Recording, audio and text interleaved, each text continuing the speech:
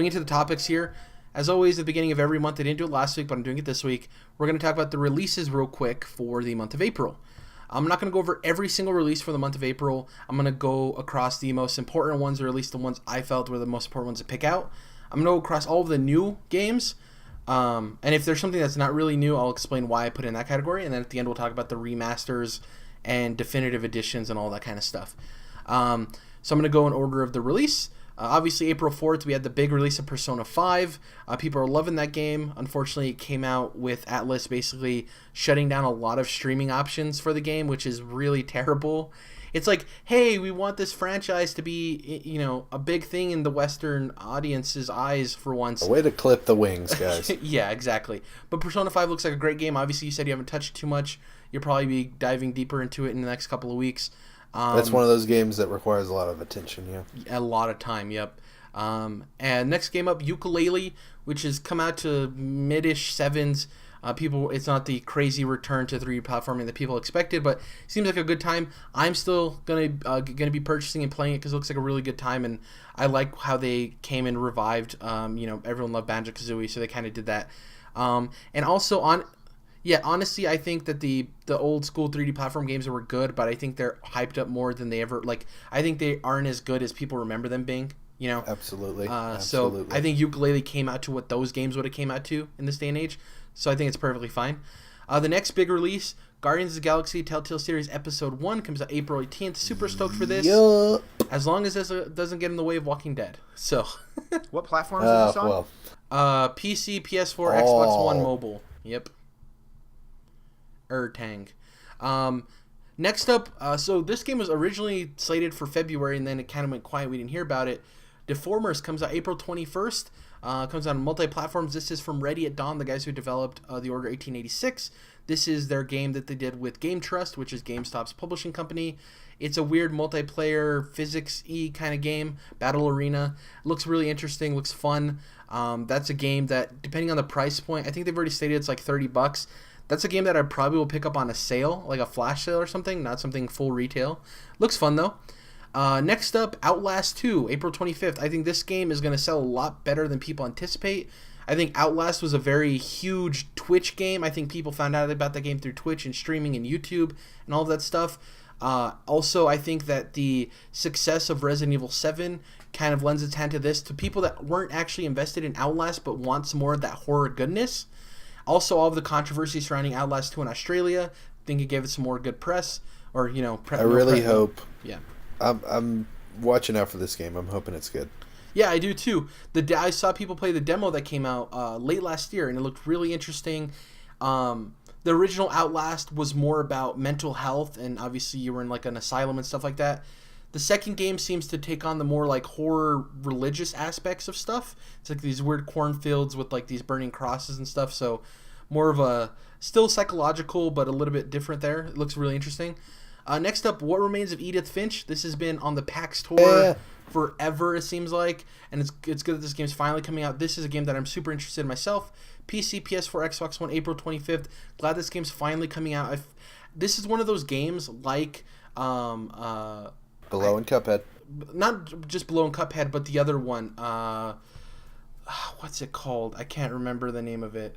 I lost my train of thought. Anyways, it's a game that we've seen for a while that it just needs to come out already, right? So I'm glad this finally has a release date. Next up, this isn't necessarily a new game, but the reason I put it in the new category is because we haven't seen it in the West. Jordan mentioned it. Puyo Puyo Tetris comes to PS4 and Switch April 25th and April 28th in Europe. This looks like a fun time. Jordan loves Tetris. I love Tetris. Tetris is awesome. Puyo saved the Switch. Yeah, and Puyo Puyo is great, and the mashup of it seems like it's going to be a fun time. Next up, Sniper Ghost Warrior 3, April 25th. I don't know if this game's going to do crazy well, but it does sell better than people think.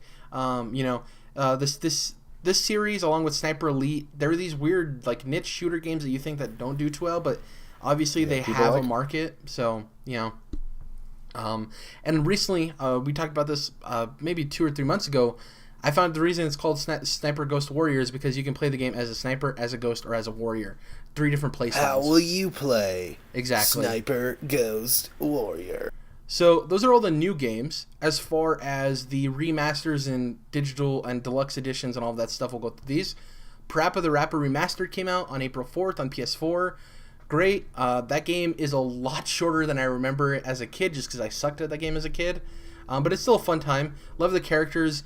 Love all that stuff. The funny story about this that I heard from a Mr. Kyle Bossman is the reason in the remaster that they didn't up-res or remake the cutscenes is because all of the original assets from the cutscenes are gone, disappeared.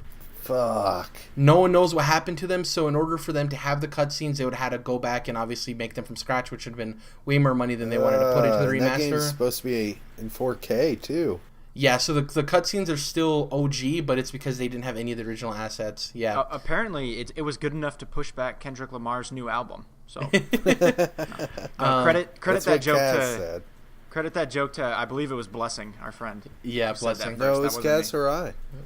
Oh, okay. On Twitter. Fake Cass or I. So next up, this is I think the worst decision that Gearbox has made. They announced at the Game Awards last year, like, hey, everybody loves Borderlands, right? We're a publisher now, and we're releasing Bulletstorm for next-gen consoles, which I thought was really weird. It's their first game they're publishing. So the Bulletstorm, remaster or whatever you want to call it, is coming out with Duke Nukem in it. I have my own thoughts on that. I think it's a terrible decision for them to choose this as their game that they're publishing. I don't think Bulletstorm definitely warrants a remaster, but if it sells, it sells, I guess. So if you're interested in that, definitely check it out. I would say that this poor business decision pales in comparison to choosing to do Battleborn before Borderlands 3. I think that's also, but they're both from Gearbox. They're both bad decisions. Right. And also I think Duke Nukem going down the rabbit hole with that shit was a bad idea, as well as Aliens Colonial Marines. You should be worried about Gearbox, because if Borderlands 3 doesn't do well, I don't know. I think that's why they're trying to get more money from publishing, and if they're choosing games like Bulletstorm, it might not be a long road for them. Next up, the Voodoo Vince remaster comes out April 18th. This is really cool.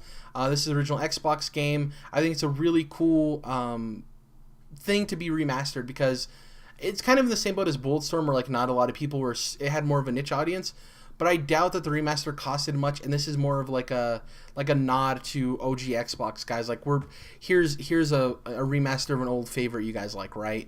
And we always talk about how like Xbox doesn't have these IPs that people care about, but if you bring back these smaller remasters and you get people to care about these games, maybe you're going on an old IP that people don't really consider an Xbox IP. So Voodoo Vince, look out for that.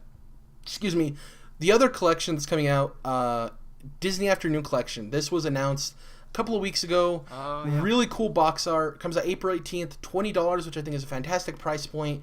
You have DuckTales, DuckTales 2, Rescue Rangers, all of these old school Disney games.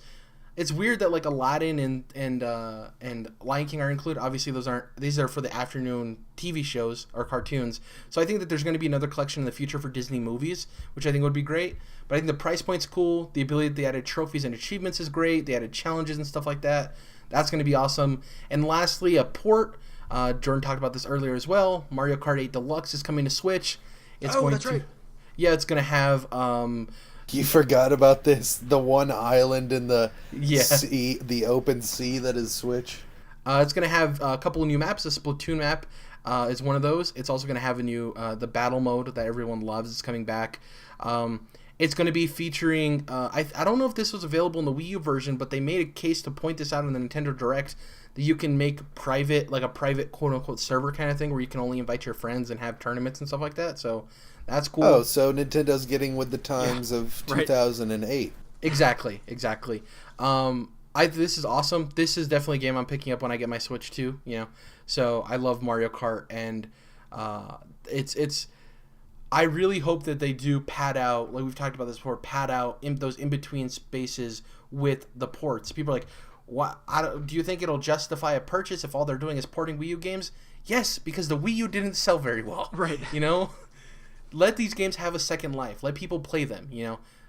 No one that owns a Switch is going to complain that a game they didn't get to play on a console they didn't want to buy is coming over for them to play. Wii U had a lot of fantastic games, and it's a shame that most of those, from the looks of it, because we don't have any announcements for a lot of ports, are going to die on that console, and it's unfortunate. So hopefully we get announcements for more ports. that was all the games for April. Pretty good month. I don't think it's as yeah. jam-packed as the other months, but there are a lot of heavy hitters. Persona 5 is huge. That Guardians game, depending on how good it is, which Telltale, even their worst games are subpar at best. Most of their games are knockout. Outlast 2 can be huge again. That game lives and dies by its online presence with streaming and YouTube and stuff like that. So that's going to be huge. What Remains of Edith Finch could be one of those games like an Inside or a Witness that's an indie game that comes out, and it could be, from what everyone talks about, it could be in that Game of the Year candidacy depending on how good it ends up being, right? We've heard about this game for so long, so we'll see if it scratches that itch. Yeah.